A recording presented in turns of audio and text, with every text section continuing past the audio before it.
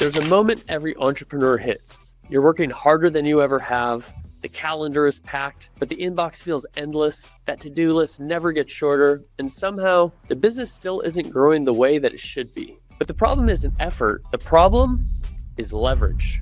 Welcome to the Leverage Podcast. I'm your host, John Davidson, and every week I'm sitting down with founders and top performers who have found that lever. The hire, the system, that mindset shift that changed everything. This show is for the business owner who's ready to stop being the bottleneck and start being the architect. Let's get into it. All right, welcome to the Leverage Podcast. I am your host, John Davidson, and I'm thrilled to be joined today by Bree Bornstein. She is a force in the San Diego real estate community, specifically Rancho Santa Fe. And before we hit record here, Bree, we shared something that we have in common, which is Rancho Santa Fe, which I did not grow up there as you did, but I used to skate for a skateboard company that was named Santa Fe Skateboards specifically because of the founders were from Rancho Santa Fe. So you grew up there in kind of the origin of Yeah, skateboarding. like in that age group. Like Mike McGill's a friend of mine. I knew a lot of that was like a kind of big deal for me growing up. San Diego was a big, skating was a huge deal. So yeah, Absolutely. Yeah, I grew up a few hours north of there, and every chance I would get, when I wasn't going up to San Francisco, had opportunities to go down to San Diego and still have friends there today. And one of my favorite skate parks is in the area, the Poods Park. So, but we are not here to talk about skateboarding, as enjoyable as it is for me personally, because this episode is about you, Bree. First of all, share with us, tell us, what is the Bree Bornstein Real Estate Group? we are. I kind of like to think we're a boutique little firm within Compass. So Compass is my broker, but I kind of operate in Rancho Santa Fe. Again, it's kind of like a small town feel. It's a little tight knit community, so I still kind of feel like I'm boutique, but with the umbrella of Compass. And I just Super have one cool. other person on the team too. Just one other person. So you're a very nimble group Yes. and you have But a lot of consistency across. Go ahead. yeah, well, but when I started my career, I started with like a top real estate group and team and like a big team, like it was the number one team in Rancho. Did that for a while. Then I tried a partnership when I left there after 8 years. Then I tried having bigger teams, which I did that. And then then they want to go off and do their own thing. And then I realized at this point in my career, I'm going to stay small. And that's where I've been last That's really number of. interesting. Different agents have, different perspectives on that. I interviewed someone the other day in the Sun Valley, Idaho area, and she said, if I would make any change going back to day one, I would build a team right away, right? And then the next day, I interviewed someone who's been a solopreneur for a couple decades, and she was sharing all the benefits of working for herself by herself because that Mhm. was her preference. And so here you have had a number of different experiences, both with teams and now the dual tandem that is Mhm. conquering the Rancho Santa Fe market. Share with us, what are some of the pros and cons of these different situations that you experienced? I think starting out, definitely being on a big team, especially in an area like this where it's like who it's very tight knit. You really couldn't, I don't think, start as a solo agent here. And unless you just had a huge sphere of influence, and I just don't think it's really that possible. But so starting with a big team, I think, is super important. Plus, I learned so much from her. She really ran it like a business. It was a 9 to 5.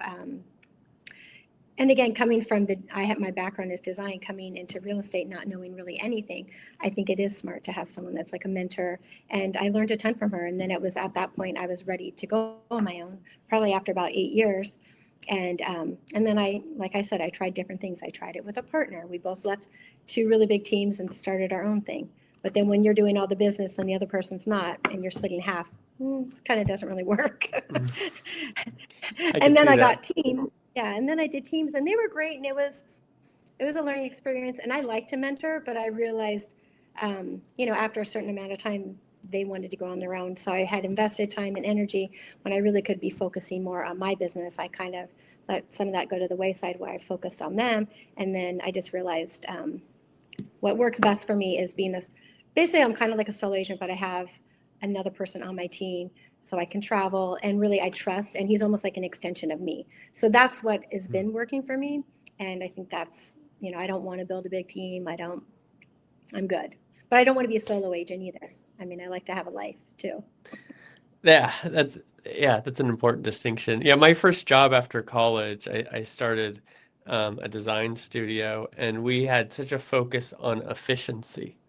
Hmm. And we had so many opportunities being really this nimble little speedboat that can pivot very quickly around a bunch of these other bigger brands that, you're having meetings about meetings, or takes you a lot of time just to pivot and switch things Hmm. over. And so it sounds like you found that perfect balance with being able to have some life balance, but also, staying very, very connected to the work.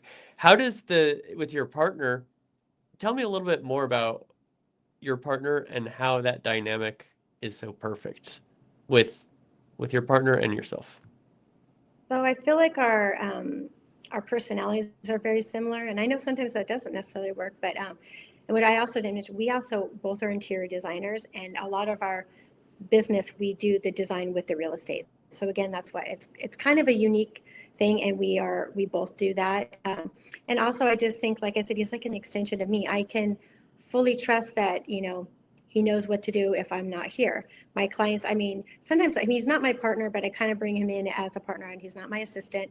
He's definitely a solo, I mean, an agent working with me. So, I mean, I'm trying to think of how, I mean, it's just, and I really help, I've mentored him. He started working for like EXP, like on a big team doing, and Hmm. that's the difference too. He went from doing just regular real estate to luxury real estate, and there is a big difference. And Yeah. I just think I kind of mentored him, and I kind of molded him to be exactly what I needed. And when I kind of want to slow down, like I'll think he'll take over, and maybe he'll start his own team or something. But for right now, that's kind of just been working for us. Yeah, it sounds like a really great fit. Now, you mentioned the difference between normal real estate, if I don't know if that's the proper term or not, and I know. luxury real estate. Just regular real estate, I guess. I don't know, Yeah, right? yeah, that's probably somewhere in a There is a in a difference. real estate handbook. Regular real Yeah. estate. Um, yeah, what are some of the big differences there, and what is it about luxury real estate that just fits you and your service and skills so well? So I did luxury interior design in the same area before I did real estate. So that kind of just was an easy, step into for me. I mean, I think it really does take as much work to sell a $20 million house as it does probably a $500 million house. But it's the clientele. It's just it's such a like different experience. I feel like because I did work from when I first started real estate for 1 year with someone just doing like high volume houses from like Sure. 5 to million. But I just think it's just a level of that they expect. Um, Yeah. they're not just going to work with anyone. It's like I'm super involved in the community, and again, I feel when you're spending that kind of money, even if it's like my kind of average is like 4 to 6 million. That's our average price point for homes starting. So Hmm. I just feel like those people, it's more of like they're looking for a lifestyle, just a thought leader, just someone that, I mean, you're kind of all rolled into one. Um, I don't know. I just feel like it's so different. It's just they expect um, just a different kind of level of service, I feel like. Yeah, I was gonna say, in premium brands, kind of across industries, you pay for the service, Right. right? And so people who are going to have a higher income are going to look for that level of service, which is going to distinguish some things. I mean, obviously, homes, there's big differences in the price points as far as the location and the amenities. But even in industries where, let's say, like footwear, they're still shoes, right? But you're going to pay for the service, you're going to pay for the brand. Um, Take me Right. Like if back you're going, to, go ahead. oh, go ahead. Go ahead. Go Like, ahead. I was just saying, like, if you walk into Chanel, it's just like there aren't people clamoring for you. They kind of sit back, watch, they anticipate your moves. They come to you, but you never feel like you're being sold. Um, Yes. but like when you walk in there, it's just like a level of service that, things are brought to you or they're paying attention behind the scenes. And a lot of your things are done for you before you even anticipate it, kind of. Exactly. Now, you are born and raised in Rancho Santa Fe, and so you know everything. People know you, but how much of your clientele is from Rancho Santa Fe, and how many are, from other parts of the world or other parts of the country who are looking for either an additional home or a new home in the area? There's a lot of people that move from around here, like from a smaller house to a bigger house, vice versa. Um, but there's also a lot of, it's actually a lot of Californians, a lot of Bay Area, a lot of LA and Orange County are moving down to California. So what I'm seeing that the buyers I'm working with are a lot of Californians. I mean, we have the occasional that's coming from like New York or Texas or something like that, but for the most part, it's a lot of Californians. And I don't Interesting. think, yeah. Is there a specific dynamic that is moving people down south, or is it maybe just a more random trend? Well, our school, so we have our own school system here, which I think is a big draw for a lot of people. It's like sending your kid to private school and you're not paying for it. I mean, it's subsidized Wow. by all of our dollars and stuff. Um, so that's really great. And it's K through 8. It's very small, tight knit. Again, like I said, community. So a lot of people are moving down here. I'm seeing for the schools and just the overall lifestyle. Like from LA or even the Bay Area, our weather is so great. You can be outdoors all the time. It tends to be a little colder up there. You can be Yeah. skating, surf all year round. I mean, our temperatures like 72 for the most part are year round. Oh, I know. jealous. I know. And it's It's also, all, oh, go well, I was ahead. just saying, there's like big, Rancho Santa Fe is one of the very few places in San Diego where you have, like I live on 4 acres and there's a lot of, 2 acres is kind of like the norm. So a lot of big families moving down here, or I even see couples that buy a 10,000 square foot house with like 3 acres. I mean, I don't know why they Hmm. need that, but whatever. That's So wonderful. I mean, they're not making more land, right? So that's a challenge where you have mountains and when you have ocean is, do you how big is your plot? And so it sounds like Rancho Santa Fe is one of those unique places where you can have a little bit of room to stretch your legs a bit. yeah, and you're not stacked on top of each other. So like someone coming from the Bay Area or San Francisco, even LA, they're all like right next to each other, even like the big $20 million houses. So you have space here, but there's still a big sense of community. And you're like Mm. 15 minutes to the ocean, an hour to go skiing. So it's kind of got the best of everything. Yeah, I love that. I want to go back to your interior design background. So, you majored in interior design in college, and then you went into real estate. To this day, how does that focus on interior design set you apart from other real estate agents and enable you to serve your luxury clients at a higher level?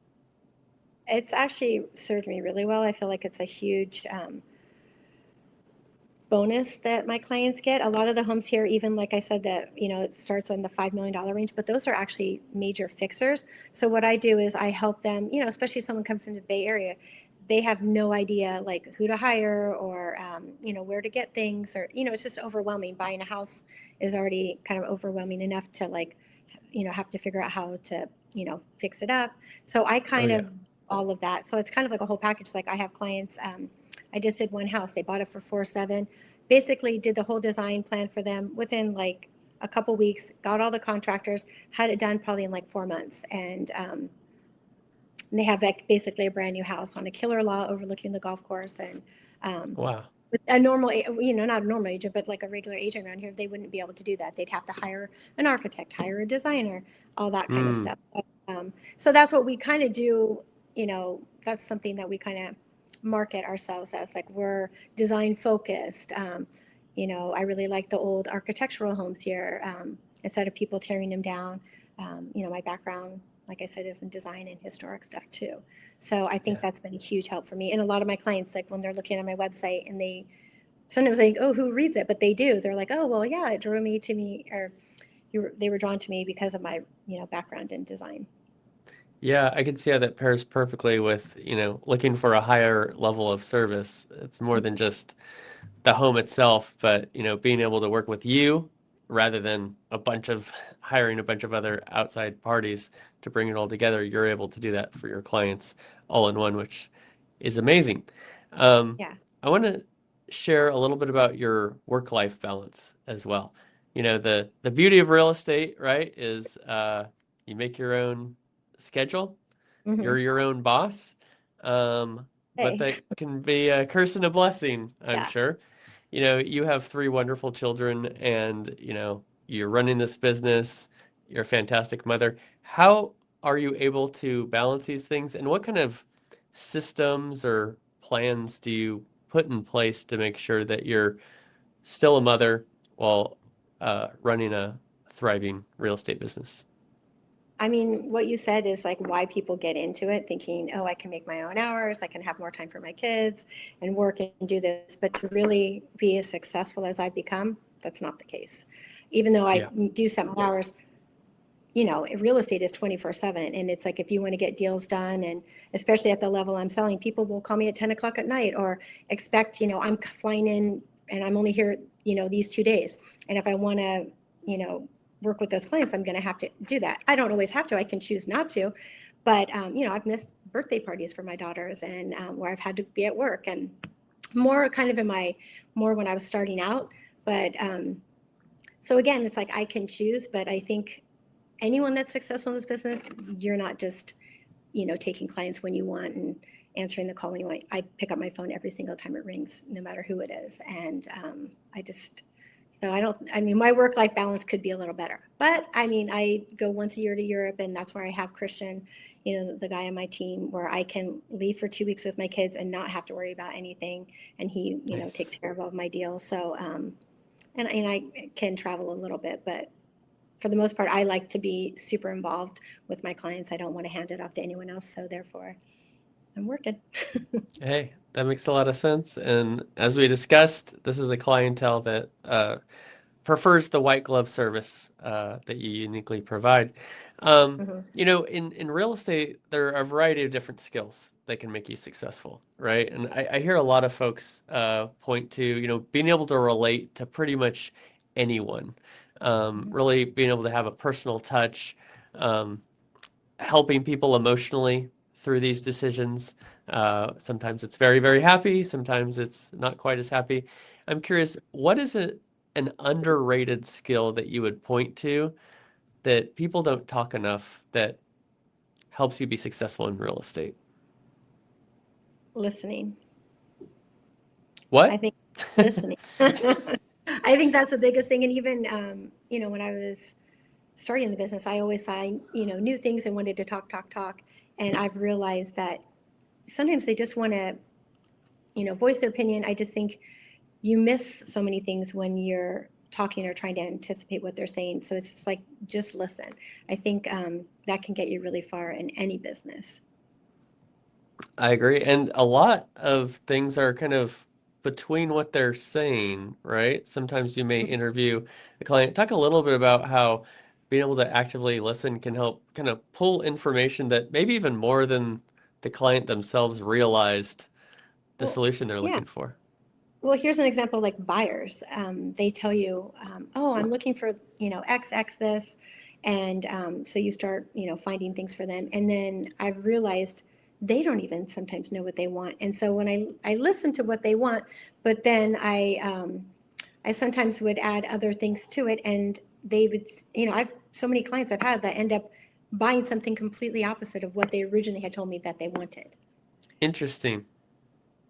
Do you have an example of one of those moments that might come to mind?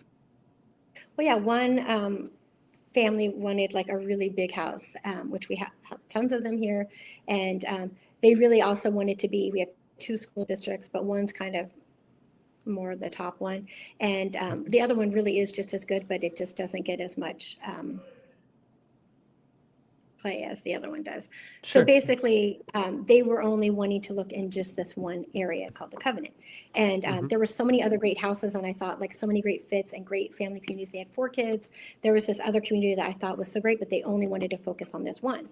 And then was able to get them to, well, let's just see, just, for the sake of it, just to kind of show you. And they ended up loving it, and they ended up buying in that community.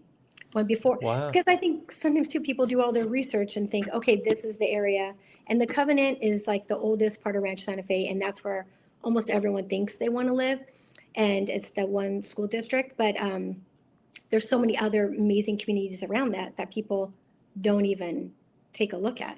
And I feel like, and I've had people move here and buy that and then say later, oh my gosh, I wish my agent would have told me, like, I didn't even explore those areas, or they didn't really explain it to me. So, Yeah. and that's why I think, again, is so important, like living in the community, knowing that my Yeah. kids have gone to both schools. I'm just involved in so many local things. I think the lifestyle, like I said, I'm almost more selling the lifestyle here than really the house. Yeah. And it's wonderful that you just know it through and through. And so when you're meeting with a buyer, being able to say, hey, actually, let's take a jog down the block, and I think you might like this place really well as well. Well, speaking of actively listening, I want to listen to more of your business insights, but first, let's listen to a message from our sponsor, Sphere Rocket. Business owners and entrepreneurs will place a proven executive assistant VA for just $4 to $8 an hour, and if they don't perform, you don't pay. Imagine freeing up 20 plus hours a week by someone handling your most time-consuming tasks like admin work, managing emails, scheduling meetings, and so much more. This one hire could transform your productivity and give you back the time you need to focus on growing your business. At Sphere Rocket VA, we make this possible in as little as 7 days. We'll place a proven executive assistant VA in your business for just $4 to $8 an hour, and your VA will take over day-to-day administrative tasks, help manage your email and calendar, follow up with past clients, giving you back 20 plus hours a week so you can increase your sales and even enjoy more personal time. And here's the best part. If they don't give you back 20 plus hours a week in the first month, you don't pay Sphere Rocket a dime. We've done this for thousands of business owners, and now it's your turn to see the results. Click the link around this video to schedule a demo and discover how this one hire can completely change how you run your business. Remember, if within 45 days the VA doesn't perform, you don't pay. All right, I am here with Bree Bornstein, and we are having a fantastic conversation all about real estate, specifically in the Rancho Santa Fe area, where she has found tremendous success, born and bred, really just understanding all of the people, the entire environment, the landscape, and what the lifestyle of Rancho Santa Fe is all about. So, Bree, welcome back here. One question I have for you, you have developed such an incredible brand and really a market dominance of this Rancho Santa Fe area. For those listening who are seeking to really become so top of mind and become successful in their own markets, what does it take to really build that brand dominance in a really competitive luxury market? I mean, you have to be everywhere. I mean, like I do a ton of marketing, but I'm also super involved. So, I mean, I go, so there's the local hotel. It's kind of like the hub in Rancho Santa Fe. And I've been sitting at the bar, and this lady's like, oh, I know you. I know you. God, you look so familiar. I know you. And I'm like, I know she doesn't know me, but I'm like, oh, well, I'm a local real estate agent. And then when I told her my name, oh, I've seen your ads, or I've seen this, there's like magazines. I mean, I kind of do all of it, but it's almost, I think it was like Tom Ferry, like be the mayor of your town. It's like you want to be kind of everywhere. I go to the local golf club that I'm part of. So it's like I'm super entrenched in the community. They see me all around. They see my open house signs. They see the magazines. So I think you just kind of have to be top of mind. Hmm. And from an advertising standpoint, a lot of real estate agents started before social media. And so, Mhm. how do I interact with social media? There's been a lot of print advertising over the years. Is that effective? There are these questions. What does that mix look like for you to be top of mind? You're everywhere in person as much as you can, but how do you make sure you're everywhere from an advertising standpoint? So I used to do everything. I am really more heavy on digital, and I do a lot less print. Really, if it's just my sellers really want me to, but I actually think it's a waste of money. I kind of tell them, I think, digital marketing is kind of where it's at. I've never ever sold a house from something being in a Dream Homes magazine or something that someone picks up. So, I'm sure it's happened, but so really, mine is really heavily into digital, and I have a big following on Instagram. And I know some people like to do TikTok, some like to do Instagram, some don't like to do any of it, and they just think, oh, it's a luxury. Like I would never do that, but I actually get a ton of leads and people through that, that follow me on it. So even Fantastic. someone That from was my London, next question. That was my next question was social media. Which platform is it? Some say Facebook, all the families, a lot of the moms. TikTok is the younger generation. Instagram is yeah, very visual, of course. yeah. So, I think it's wherever you're finding your people. And I feel like, again, a lot of people gravitate towards kind of the persona that I have. Those are the people that, come to me. So I think Instagram has been what's worked for me. I haven't done TikTok, even though I'm thinking about it. My, Christian who works with me, he does more. He's also 10 years younger, but like he likes to do TikTok. So, yeah. but I think it's been a great platform, to launch videos. And I did this one launch where I was doing these little videos here and there, and I literally had agents in my area like, oh my God, I can't wait to see the video. It was like this lead up to it. And it was like a new marketing thing, where I'm doing more storytelling Uh-huh. and not really so much about the house, but about what, just the story of, the lifestyle here. And Yeah. it really worked. So that's Super kind of what cool. we're, yeah. Well, I think one of the keys to success there to take away also is try stuff, right? Try the different things. It's going to work differently for different people based on, what market are you in? So, Mhm. what are people living in that area consuming? But also your personality too, right? There might Mhm. be some agent who loves to do these TikTok dances. I'm not on TikTok either, but I do love Instagram. So, there's not a wrong answer. It's, experiment, pivot, innovate, figure it out Yeah, and find what works for you. Yeah. exactly. Well, I feel another question for you. You have such a great brand in Rancho Santa Fe, of course, but if you were to go somewhere else, somewhere in the country, and try to plant your flag, nobody knows your name, and you're looking to recreate your success in a new market, what is the first thing that you would do? I think it depends on what so just say I moved to Florida. Um, and I'm just going to use an example. Like if I'm a mom, but I have kids at school age, I would really focus on leaning into that. That's where I can meet people, be super involved in the school, join local charities, and just, again, kind of find out what the lifestyle I'm trying to sell and really latch onto that. I'm thinking Palm Springs, or not Palm Springs, like pickleball or tennis. Like I play tennis. I get a lot of clients through that. So I probably would join like a local tennis team. I really, again, would just immerse myself in the community on things I like to do. And that way I'd meet people through that and, That's build right. my sphere, especially if it's somewhere I don't know anyone. And that's, I'd say, what I would do. In-person community. Yes. That's Yeah. how Well, some people I know cold call. That's not me. I'm not sending out flyers. I'm not doing that. I know it works for some people. For me, I'm a people person. I definitely want to be out in your face, get to know you. And I feel like that's how I get my business. yeah, that's a great insight. A lot of the most successful real estate agents I talk to focus in on the in-person interaction. We can call so many people all day long from the comfort of our own homes. We can text, but Hmm. there's no replacement, right, for that in-person interaction, connecting in person, and really just tells you a lot more about a person when you're having a conversation face to face versus Hmm. text or over the phone. And I would ask to join the top real estate agents team in that area. Great point. Yep. So you're creating community with your clients, and you're also creating community with a brokerage there. Um, answer this. Finish this sentence for me. The fastest way to fail in real estate is to do what? Stop trying new things. Hmm. I mean, real estate's always evolving since when I started.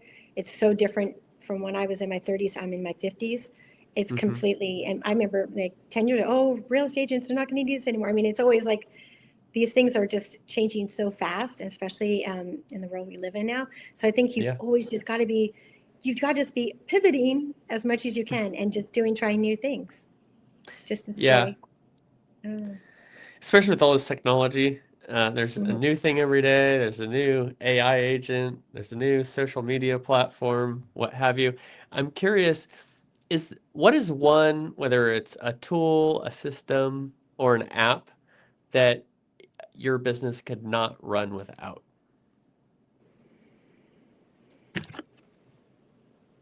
The phone.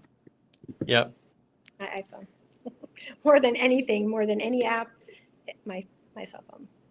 Yeah. Well, we've got everything on there, I suppose, right? So it's pretty, yeah. Yeah. Um, Now, if you were to take yourself back to day one of real estate, the first time you stepped in to this industry, I'm curious, what is a piece of advice that you would give yourself that would have maybe helped avoid some rocky roads early on or put you down the path you're on quicker? A lot of people think that our business, that we make all this money and that it's so easy and it looks so easy from like the TV shows and stuff. I have so many girlfriends that are getting divorced. Oh, I want to come work for you. And I just like, I don't laugh, but I just think you have no idea what I do. No idea. I just think you just have to really want to do it and dive 100% in. I mean, when Yeah. I started real estate, I was a designer. I got divorced. I had $2,000 to my name with 3 kids. I moved back in with Wow. my mom and dad, and I started a whole new career at 36 years old. And, Wow. you know, I didn't think it was going to be easy, but it's like I really put it all in. And it took me probably maybe 6 years to really get to where I was like, wow, I'm like doing really well. And now, I Wow. mean, built a really big business. I'm trying to get my daughter to come work with me. But I just think you can do anything you want to do. You just have to want to do it and put all of Mm-hmm. your doing it. I love what I do. I liked it then. I like it now. So I think that's a huge part too. I know there's a lot of agents like, oh, I can't wait. I hate this job. And it's like, why are you doing it? I love it still. It's fun, exciting. I get to meet interesting people, and it's always different. And I think that's a key too. Just do what you love. Yeah. I think you pointed to it a little bit in that answer, but I'm curious, what is one of the top myths that people believe about a top performing real estate agent? That it's so easy and they really don't do that much to get paid the amount of money they do. And I will disagree time again. I mean, I'm a counselor. I mean, the stuff that we have to do, and again, we do it all for free until we close that deal. So that's That's what right. people do is like, I have one deal right now. I feel like I've put so much, if I'm paying myself hourly, I mean, it's a lot. And you know what? Maybe I don't even get to sell. I mean, I'm pretty sure I will, but it's just like we're working for free essentially and putting our time, energy, and I'm super creative with my marketing. I mean, I really go all in. And if I don't sell in the time frame because of the market or whatever, sometimes they could give it to someone else, and that's out the window. So if you're good at what you do, usually that doesn't happen, and you're selling the houses and pricing Yeah. it right. But I think that's a big myth. Everyone just thinks like, oh gosh, you make so much money and you don't really do anything. And again, I think it's from the TV shows or just what people envision. And also Instagram. I mean, Instagram isn't reality either. It's like Right. a lot of that stuff, even my own. It's like, yes, it's all real, but to a point. So, Of course. It's the preferred version of what we correct. decide to show the world, That's but the pleasing version that what people rather want than is, behind the scenes. yeah. That's right. We should start another social media platform called Behind BTS, and it's just like the worst That would parts of everybody's life. That would probably take off even bigger, I bet. Because that's what people really want too, though, is they really, I Right. mean, that's what they're kind of getting away from is they don't, I mean, they like to see the beautiful pictures and the videos and stuff, but people really want the reality. I mean, just like those videos where this one guy is always farting on Instagram or watch, and I laugh and crack myself up. And I'm like, he's like fake doing it. And it's like, it's so funny. And it's like, I get like stuck watching that. And it's like, I think if people were more real or just being silly or their true selves and not Yeah. having to put on this persona. People enjoy that more, I feel like. I think you're exactly right. Well, two more questions for you. One is, you have built something so incredible inside an already incredible community, bringing so many people together, helping people find their dream homes, and really have a place where they can relax and get away from the rest of life. What is it that you would like people to remember about what you've built and the impact that you're making? That have really helped the community. Like I said, I'm really part of it. I still have clients from like 5 years ago that will call me and ask me about something, or, somewhere in the area that, they're looking for, a referral for something. Or I just think that I'm super helpful. Like I'm not really actually hoping, I mean, yes, obviously I want business, but I genuinely just want to help people. Hmm. So I think that would probably be one that, Yeah. Leave the world a better place than you found it. yes. I love that. Well, Everyone could do last that. question. Go ahead. What was that? I said, if everyone could do that, how amazing would this place be? Ah, a lot better than it is currently, I believe. Last question for you, for those listening and saying, wow, Bree is doing amazing things. I love her perspective on interior design, along with the unique understanding of the whole community and her involvement. I'm looking to purchase a home in Rancho Santa Fe. How can folks get in touch with you, Bree? I think Instagram, probably my Bree Bornstein group handle is the easiest, or just my website, breebornstein.com, and all my information's on there. And you can see the type of houses I sell, the communities I sell, and just the local stuff going on in the areas that I sell. And if any of it looks Fantastic. amazing to you, need a place, call me. That sounds great. I encourage our listeners and our viewers, definitely reach out to Bree. She can help you out and has that high level service required for this beautiful luxury market. Bree Bornstein, thank you for joining me today on the Leverage Podcast. Thank you. Thanks for having me. My pleasure.